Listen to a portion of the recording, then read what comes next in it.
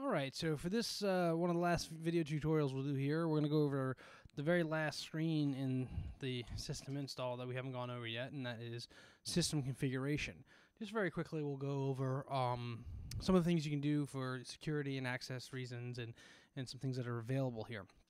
Obviously, when you click to system configuration, it gives you an overview of the system version, doc root, snapshot of the software that's on here, when it was installed, if it's been updated, etc.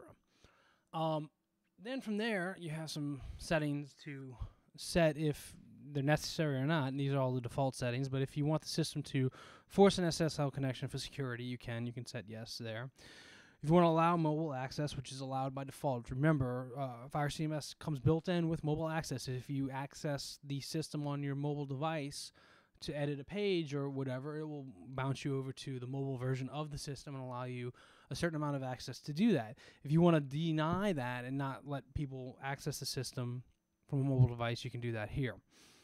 Multiple sessions, that's good. We just went in the last tutorial, went over users and how to set up users if you want to disallow multiple sessions, allow a user only be able to be logged in from one session at a time, then you can disallow that here. If you want to turn on IP screening and block a certain set or allow a certain set of IPs, like say you only want people from your office set of IPs to log into this system, or you got some people that that are trying to hack into your system, you can block IPs there, and you can do sets like you can do specific IPs like that, or you can do subsets with an asterisk and separated by a comma and do multiple sets. So you can do IP screening here to filter who's allowed or who's blocked, or you can just turn that off. User verification is, again, if you're running kind of a strict system and you want people that when you set up a user with their email, you want them to verify the email that you set them up with, you can turn that on. If you want to turn on user password encoding, by default it's off.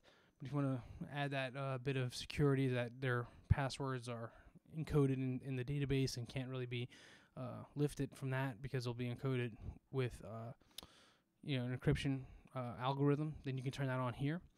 And then for just optimization in general, you can turn on table optimization to run on a monthly, weekly, or daily basis if your site's getting a lot of use, a lot of hits, and a lot of edits, really. As you start adding more pages and stuff, your table might get a little bit of overhead, so you can optimize your tables there.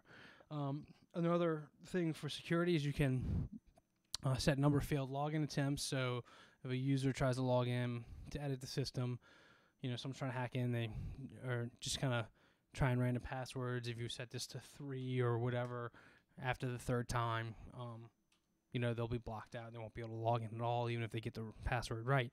So, and the way you can reset that is go to that user, edit, and reset it failed attempts to 0, and they'll be able to log in. System limit, pagination limit and range is for, as you get a lot of content scrolling and you want to break it up into multiple pages, obviously you can set your how many items are shown on a screen and how many pages it shows at one time if it gets to be a lot, really a lot of items. A default editor we've gone over before. If you've installed CK editor or TinyMCE and the system detects it, you can set it here to be the default editor. System template is just a default kind of template of last resort.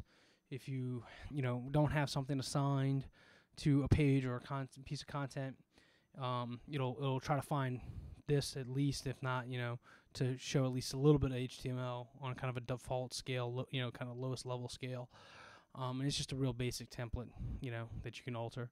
Default language, if anytime you wanted to switch it over to a different language, you can, and now we're in Greek, so switch that back to English. And then available content types and character sets, if you wanted to change what's available for whatever reason, these are the default settings here. You can do that.